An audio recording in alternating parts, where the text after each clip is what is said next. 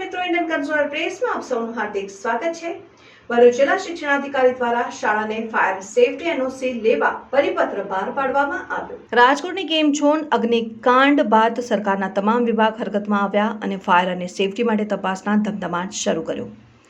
જિલ્લા શિક્ષણાધિકારી દ્વારા શાળાને ફાયર સેફટી એનઓસી મેળવી લેવા પરિપત્ર બહાર પાડવામાં આવ્યો। ડિઝાસ્ટર મેનેજમેન્ટ દ્વારા ચેકિંગ હાથ ધરવામાં આવશે।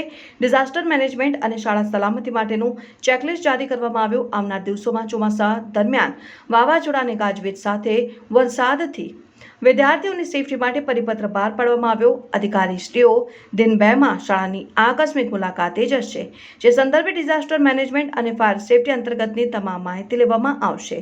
વધુમાં ફાયર સેફટીની એનઓસીની મુદત પૂર્ણ થઈ ગયેલ હોય તેમને સત્વરે રિન્યુઅલની દરખાસ્ત કરવી અને તે અંતર્ગતના તમામ જરૂરી સાધનિક કાગળો શાળા કક્ષાએ ઉપલબ્ધ રાખવા જેવી આવનાર અધિકારી તેની ચકાસણી કરી શકે। આગામી દિનોમાં વર્ષા ઋતુ અને વાવાઝોડા સંદર્ભે આપની શાળાની સલામતી અન્વયે શાળાના જાનમાલને નુકસાન ન થાય તેમજ વિદ્યાર્થીઓની સલામતી જળવાય તે અંતર્ગત આગોતરું આયોજન કરી તકેદારીના પગલાં લેવા સૂચના આપી હતી। અત્રેની તમામ શાળાઓમાં તકેદારી અને સાવચેતીના પગલાં રૂપે એક સઘન ચેકિંગ હાથ ધરાવી છે। તાલુકાવાર ટીમો અમારા અધિકારીઓની બની ગઈ છે અને આ ટીમો આકસ્મિક મુલાકાત લઈ અને રેન્ડમ ચકાસણી કરશે। દરેક શાળાઓના ફાયર એનઓસીના પ્રમાણપત્રો ચકાસવામાં આવશે।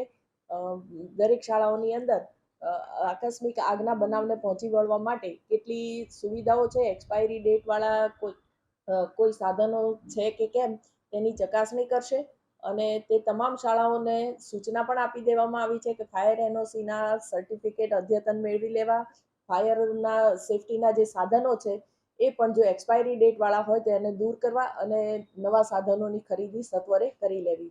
ઉપરાંત આગામી સમયમાં ચોમાસું પણ આવી રહ્યું છે એટલે ડિઝાસ્ટર મેનેજમેન્ટની સૂચના પણ આપી દેવામાં આવી છે।